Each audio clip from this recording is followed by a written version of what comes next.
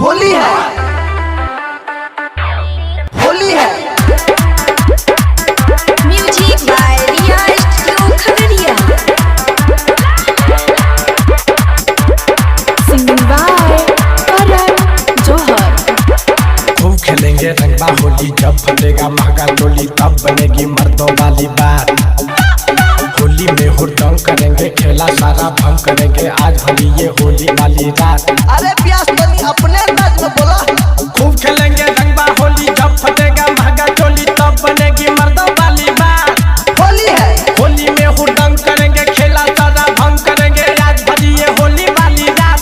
लौंडिया लौंडिया लौंडिया London चलाएंगे, रात भर होली मनाएंगे। लौंडिया लंदन चलाएंगे, रात भर डीजे बजाएंगे। सही कहला प्यास। होली है, होली है, बुरा न मानो। होली है। Sanjay Raj recording by Riya studio Khagaria हदास। बंसी के स्टाइल क्या में करोगे? छौड़ी को नचाएंगे, ये बात है। मिलके या बिरिया सब हाँ हाँ बोलो बोलो। उनको लगाएंगे। तो चलो। बंसी के स्टाइल में छौड़ी को नचाएंगे, मिलके या बिरिया सब उनको लगाएंगे। लौंडिया लौंडिया लौंडिया लंदन चलाएंगे, रात भर होली मनाएंगे।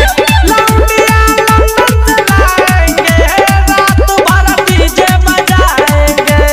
हाँ तो तुम पिए के इंतजाम। होली है, हाँ? होली है, बुरा न मानो। होली है।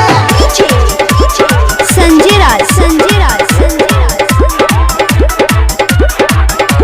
सिंगिंग बाय करण जौहर। करण जी के गानों पर क्या करोगे? ठुमका लगाएंगे। ये बात है।